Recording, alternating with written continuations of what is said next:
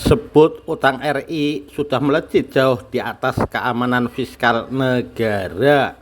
AHY ingatkan Anies akan terbebani.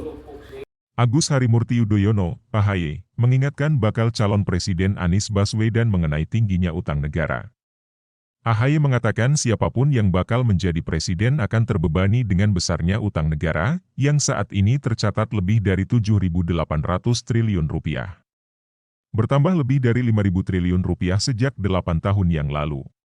Jauh di atas keamanan fiskal negara kita, kata Ketua Umum Partai Demokrat ini saat menghadiri acara Puncak Milad PKS ke-21 di Istora Senayan, Jakarta, Sabtu, 20 Mei 2023. Ia menyebut, siapapun yang menjadi pemimpin Indonesia, akan terbebani dengan tingginya utang negara. Para tokoh nasional, termasuk Pak Jusuf Kalla, mengingatkan siapapun presiden ke depan, siapapun yang akan memerintah ke depan, akan terbebani dengan utang yang sangat berat. Jadi Mas Anies Baswedan, ini merupakan tantangan terbesar nanti. Jika insya Allah Tuhan menakdirkan Mas Anies menjadi Presiden Republik Indonesia, kata AHY. Selain itu, dari segi penegakan hukum, kata AHY, banyak yang merasakan praktik penegakan hukum yang seolah tajam ke bawah tumpul ke atas, tajam ke lawan tumpul ke kawan. Kita tahu mengamankan kawan politik dari proses hukum adalah obstruction of justice atau menghalangi penegakan hukum. Sedangkan menggunakan instrumen hukum untuk menghabisi lawan politik, namanya abuse of power.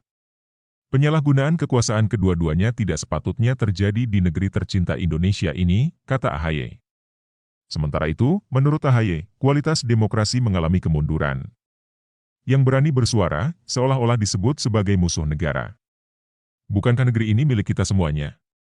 Jangan sampai ada masyarakat yang merasa terbungkam, takut bersuara di negerinya sendiri, ujar AHY.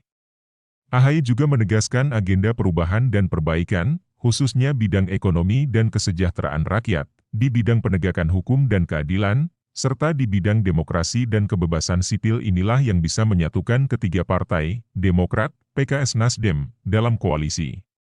Editor, Risma Dewi Indriani.